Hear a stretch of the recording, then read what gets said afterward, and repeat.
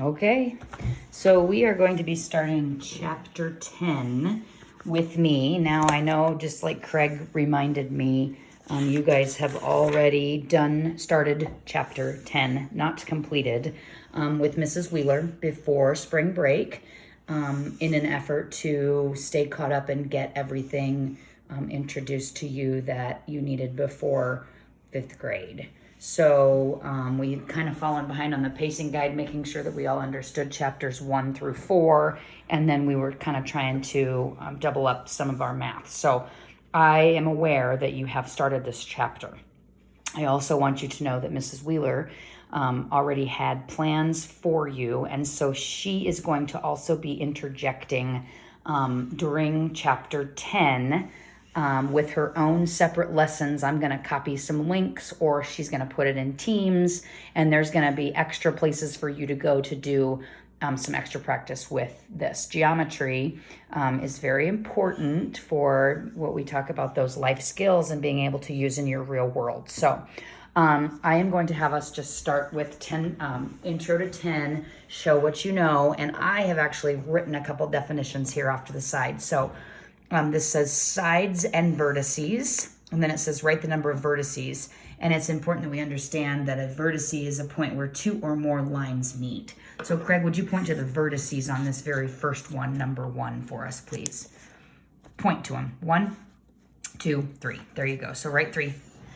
So if that one has 3, then that one has 4. And you can point to them if you want. 1, 2, 3, 4. Good. And this one has also 4. 1, 2, 3, 4. Okay. So now, would you move just 1 second? I'm going to show them the definition for sides. Are line segments that joined. A side is a line segment that joins two vertices. So if this is the vertice on the very first one, this is the line segment, and this is the line segment. So those are called the sides. So Craig, we point to the sides on number 4. And there are. Good. And number 5, 2, 3, 4, 5. Good. Okay. And 1, 2, 3, 4. Good. Now, this next one's a pattern, and it just says to draw the next 2 shapes. If it goes square, triangle, square, triangle, square, triangle, square, triangle, square, triangle. Very good. Okay, go ahead and turn the page.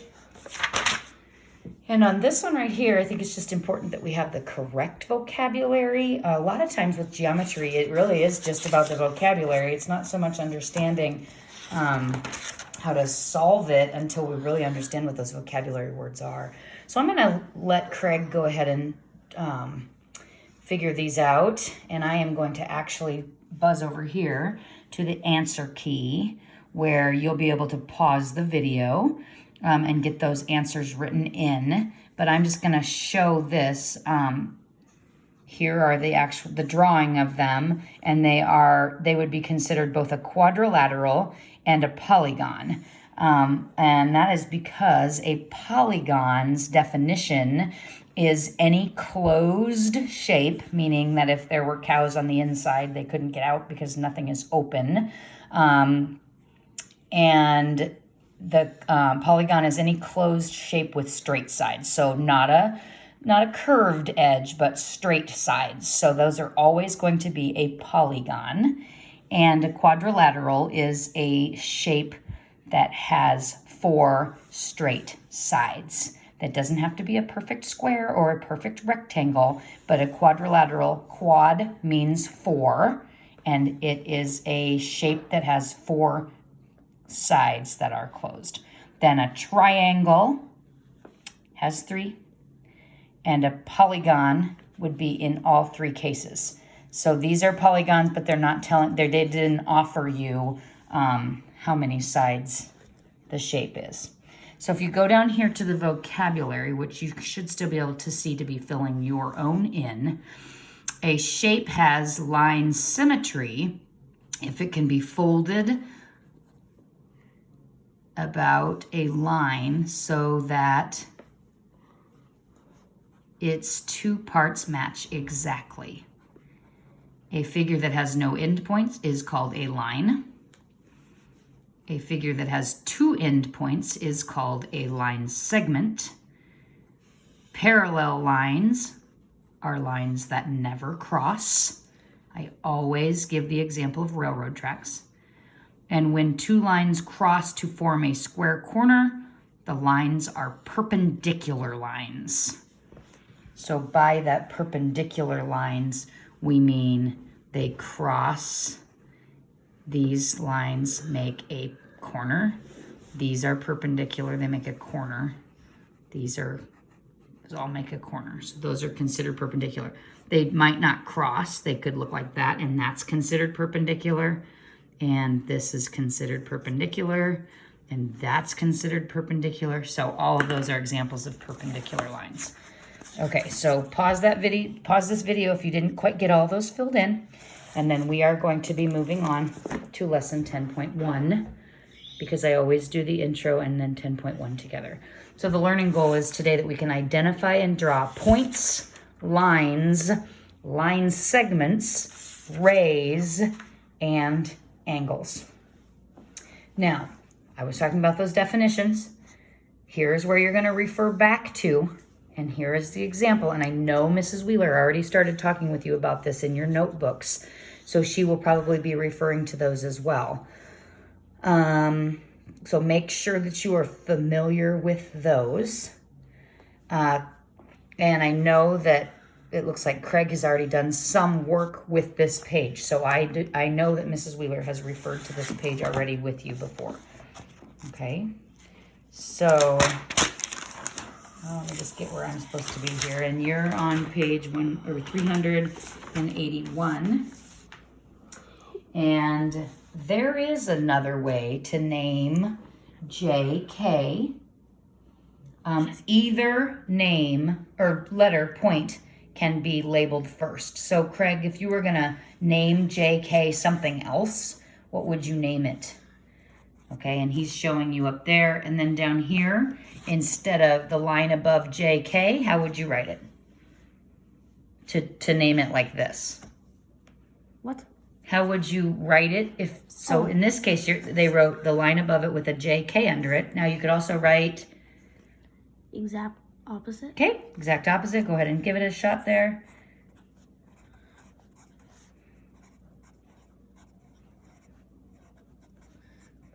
And will you actually name that line for us, please? Draw the line. And underneath it, write... Write what?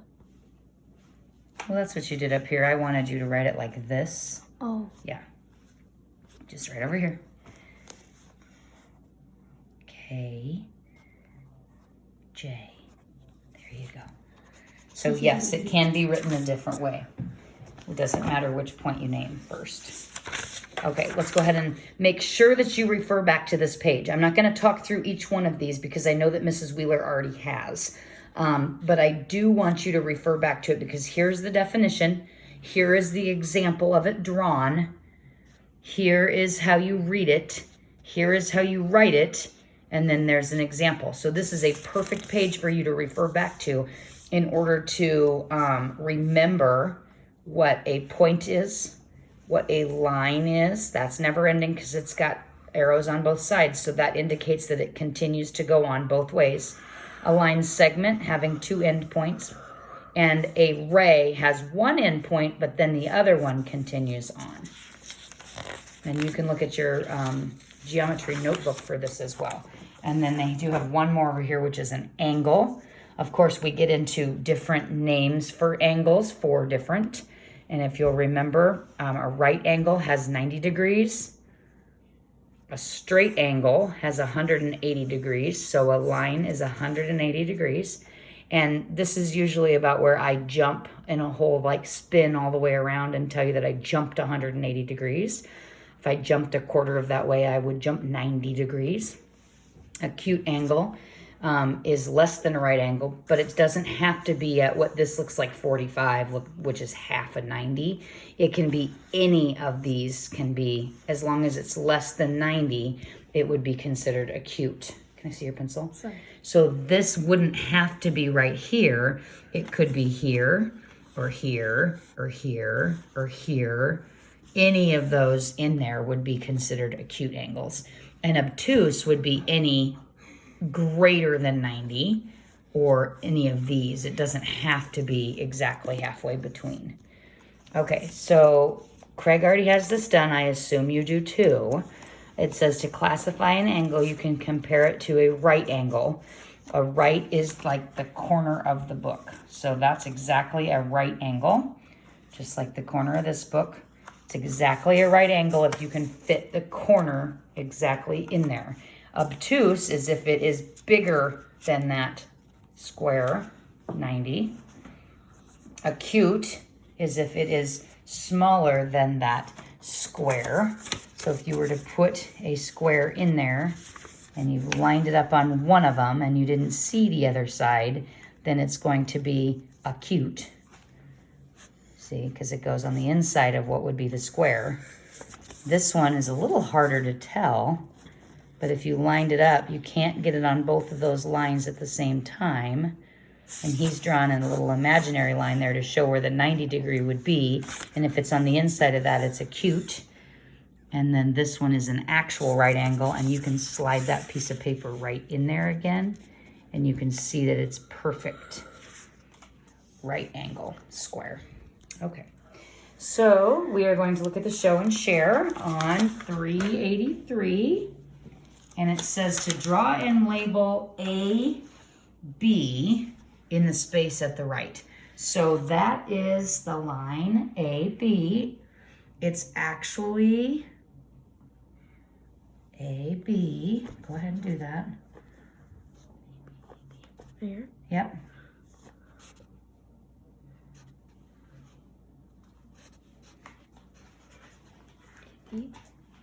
Well, you kind of needed it to be a little bit wider than AB there. Do you know what I mean? You need it to be like a line. It's actually a line segment. Boy, it's not very straight though, is it? Okay, A. Oh, pencil. A, B. Very good. AB, because it has two endpoints, is a line segment. Can you write line segment, Craig, on this line right here? In your nicest, neatest handwriting. Line segment. Oh, I knew you had it in you there. Line segment. Okay. Now, number 2 says draw and label an example of the figure X, Y. So, go ahead.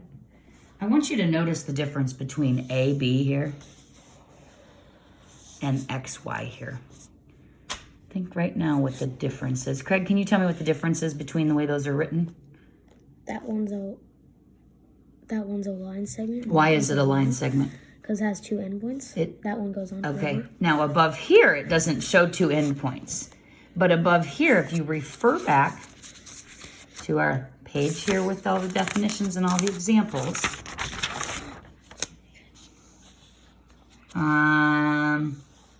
it is written this way for a line segment. And then you draw the endpoints on your actual picture. But the line segment written this way does not have endpoints on it.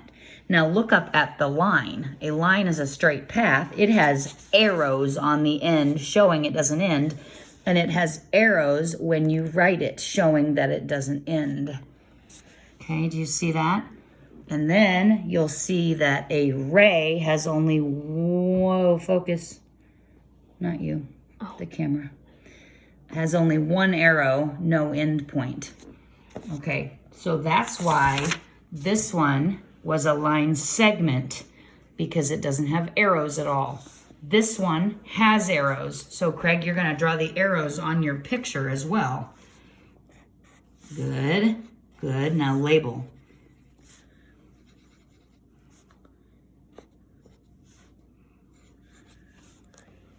Okay, now obtuse, angle, K.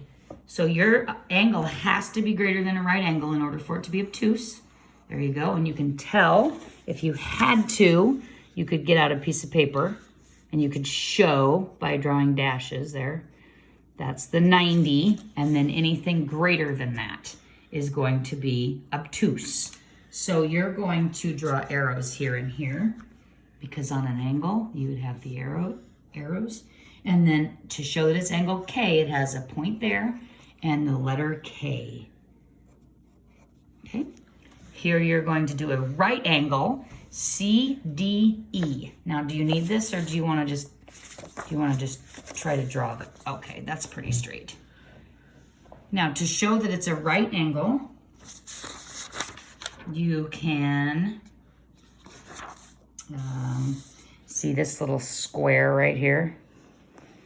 Yeah. You can draw that square in there to show that it is perfectly square. There you go. And then you would label it C, D, E. C, yep. D, yep. E. Good. Okay, now this wants you to use figure M. There's figure M. And it wants you to name a line segment. So remember, a line segment just has a straight line on above the top. Go ahead and draw your straight line. Now find 2 letters in figure M that show a line segment. You went with T, U. That would be right here. T, U. Very good. Okay, name a right angle. So that looks like this. Angle. Oh.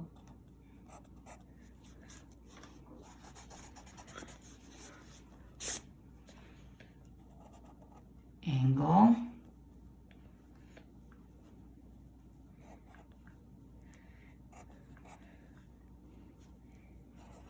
Okay, then can I grab your pencil real quick? Because I think, so when you go to name that, you name it angle. Even though this is an angle, that's the symbol to show that you're talking about the angle.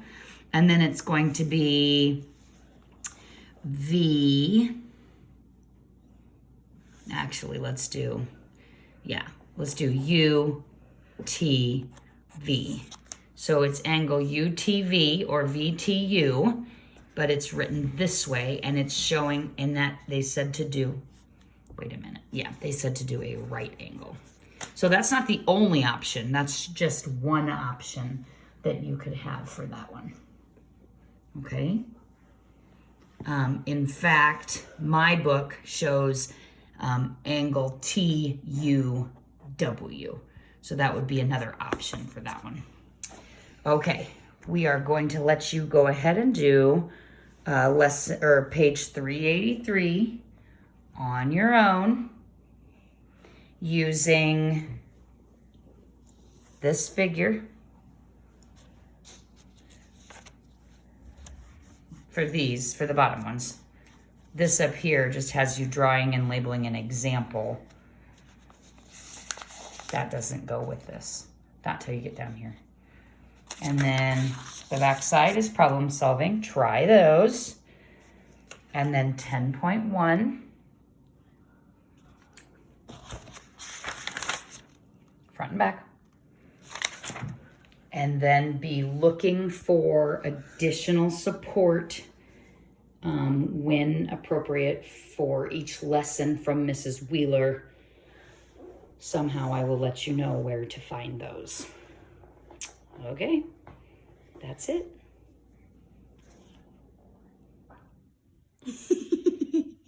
Nice hair, Craig.